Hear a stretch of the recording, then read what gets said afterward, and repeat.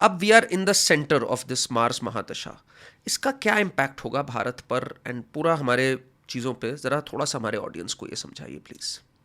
मंगल महादशा शुरू हो चुकी है जी। 11 सितंबर से 7 साल चलेगी। तो ऑब्वियसली बहुत लंबा टाइम है, अच्छा बुरा सब कुछ ही होगा। मैं और बुराई तो हम सुन ही रहे हैं, पिछले कुछ साल में कुछ ना जी। कुछ हो ही रहा है। मैं अच्छाई से शुरू करना चाहूँगी जी। कि अच्छा क्या होगा। हम टेक्नोलॉजिकली बहुत अच्छा करेंगे। मंगल बहुत टेक्नोलॉजिकल प्लैनेट है। ओके। मंगल के जो नक्षत्र है, मंगल के पास 3 नक्षत्र है, मृगशिरा है, धनिष्ठा है। तो ये जो सारे नक्षत्र है, ये सब टेक्नोलॉजिकल बात करता है। ओके। सो मंगल की दशा में हम इलेक्ट्रॉनिक्स, टेलीकॉम, सेमीकंडक्टर, ऐसे कई सारे स्पेस सैटेलाइट टेक्नोलॉजी, इनमें ये अच्छा करेंगे। बहुत अच्छा करेंगे। Okay. बहुत अच्छा करेंगे, मतलब इतना अच्छा करेंगे कि लोगों को लगेगा अच्छा भारत इन सब चीज़ों में कब से आने लग गया। इतनी अच्छा करेंगे। और मंगल के पास स्पीड है, एनर्जी है, मंगल योद्धा है ना। तो मंगल जब योद्धा है, मंगल ही है जो हम कार्तिकेय का प्रतीक देखते हैं। और कार्तिकेय कौन है? हमारे देवताओं के सेनापति है। जी। तो जी। वही योद्धा है मंगल। तो मंगल योद्धा है, भूमि कारक है। दूसरी एक चीज़ ये भी होगी, energy sector, power sector, okay. Automobile, speed. तो जैसा आपका प्लैनेट होता है, मैं मतलब वही दर्शकों के, मैं इस बार का जो हमारा आज का एपिसोड है ना शर्मिष्ठा जी, मैं ये भी चाह रहा हूँ लोग ज़रा समझें आप कैसे बताते हो ये। मतलब तो आप लोगों को एस्ट्रोलॉजी सिखा के ही नहीं, छोड़ेंगे। मैं अब इतना तो बहुत वास्ट आर्ट है ये, जी। बहुत सालों की तपस्या और अध्ययन के बाद आपसे ज़्यादा अच्छा कौन जानता है यहाँ तक पहुँचते, बट एक जनरल पब्लिक जानना चाहती है ये प्रिडिक्शन कैसे होती है। तो जैसे अब मार्स है, तो मार्स की जो एनर्जी है वो हमें वो वाले सेक्टर्स में अच्छा ही जी, दिखेगी। पहला चीज़ हम देखते कि किस चीज़ की दशा चल रही है, उसकी इंडिविजुअल एनर्जी क्या है, उसकी उस प्लैनेट की, ग्रह का अपना इंडिविजुअलिटी, एक पर्सनालिटी क्या है। तो फिर जैसे मार्स को कहा जाता है भूमि का कारक है भूमि ना? का पुत्र है और भूमि कारक है। और मंगल का दूसरी एक नाम है भौम। तो हम ग्रह का पर्सनालिटी देखते हैं। फिर हम देखते हैं वो ग्रह जो भी कुंडली, भारत की कुंडली के लिए किस किस घर का मालिक है, किस जी। कहाँ बैठा हुआ है और कौन सी नक्षत्र में है। ये तीनों चारों चीज़ों की कम्बिनेशन से फिर शुरू होती है कि भाई उस मंगल का स्ट्रेंथ क्या है कुंडली में। खाली मंगल तो कहीं हर एक के पास मंगल है, आपके पास मंगल है, मेरे पास मंगल है, स्ट्रेंथ क्या है। तो सारा देख के फिर हम बोलते हैं अच्छा क्या आएगा, बुरा क्या आएगा। और एक अच्छी चीज़ मैं बोलना चाहती हूँ, मंगल के महादशा में आने वाले 7 साल में हम स्पोर्ट्स में बहुत अच्छा करेंगे। Because Mangal is Mangal energy, energy, warrior. Speed, okay. Warrior, थकता नहीं है, एक्शन ओरिएंटेड है। पर आप जब थकते नहीं हो, एक्शन ओरिएंटेड हो, तो कहते हैं ना कि पहलवान योद्धा का दिमाग घुटनों में होता है। तो बारीकी चीज़ों में आप मिस आउट करते हो, है ना। दिमाग की खेल में आप बहुत ज़्यादा मिस आउट करते हो। तो कुछ कुछ जगह पे इंडिया अपना डिप्लोमेसी में गड़बड़ करेगा। अच्छा। Yes, okay. डिप्लोमेटिक होना अब बंद होगा। अब होगा बहुत हो गया है चुप रहना, डिप्लोमेटिक होना अब बात करेंगे हम। तो यानी इसके अगर मैं और इसमें डीप जाऊं तो बिकॉज अब एक योद्धा का कारक है, यानी युद्ध होने भी तय है। अब उसको मैं पॉजिटिव वाली प्रिडिक्शन में लाऊं कि निगेटिव वाली। अब निगेटिव वाले में लाऊं तो ठीक है, हम एक नहीं कई सारे 7 ईयर्स हम कई सारे वार लड़ेंगे, एक वार नहीं लड़ेंगे। ओके। 7 साल में हम कई सारे वार लड़ेंगे। इनमें से हमको तो पता ही है कि पाकिस्तान के साथ तो जा नहीं सकता, ये चीज़ तो होना ही होना है। तो अगर भूमि कारक है तो भूमि भी आना है।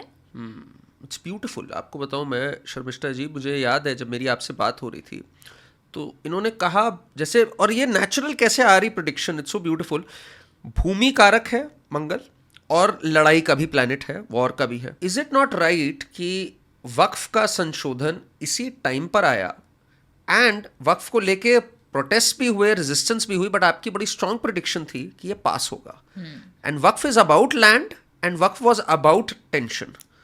प्रॉपर्टी रिलेटेड पॉलिसी आना, प्रॉपर्टी में कुछ अच्छी पॉलिसीज और अच्छी रियल एस्टेट में अच्छी पॉलिसी आना। क्योंकि ये सारे चीज़ जो है हमें अगले साल और देखने को मिले, क्योंकि मंगल का चीज़ें है। और आपको अगर मैं बताऊं कि जब मंगल के महादशा होते हैं, जैसे चाइना का जब मंगल का महादशा चला, चाइना का भी चला 1962 में, 61 में, तो 7 साल के लिए था। तो चाइना ने क्या किया 61 62 में, आपको पता है क्या हमें किया? पता है। हमारी भूमि वो लेके चले गए। हाँ। तो हम अपना भूमि, वो तो हमारी भूमि लेके चले गए, they snatched it, right. Illegally captured it. हमें तो अपना ही जमीन चाहिए, तो आपको क्यों नहीं लगता है हमें पीओके नहीं मिलेगा? बिल्कुल। So we are gonna get the PoK. Right, because भूमि भी है इसमें और वॉर का भी है, तो जी। पीओके एंड आपने लगातार बोली है बात 2027 तक आई थिंक आपने प्रिडिक्शन मैंने करी ये है। कहा कि पीओके जो है तो 2025 में, नहीं तो 2027 में। पीओके 2025 में एक पार्ट ऑफ इट थोड़ा सा आ सकता है, पर फुल्ली जो एक, क्योंकि अब किसी देश के ने उसको they are capturing it right now, उससे लेके आना पूरा जियोपॉलिटिकली बहुत कुछ है, बहुत प्रेशर है, तो वो सब तो मुझे नहीं समझ में आती है।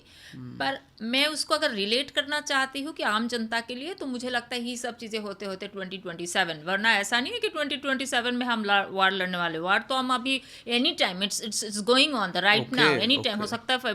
अक्टूबर में ही शुरू हो जाए, हो सकता है नवंबर में ही शुरू हो जाए, दिसंबर में ही शुरू हो जाए। सो अक्टूबर, नवंबर, दिसंबर, ये जो आने वाला 3 से 4 महीना, 5 महीना, इसी में तो हम, it's not that we are waiting for 2027, no way.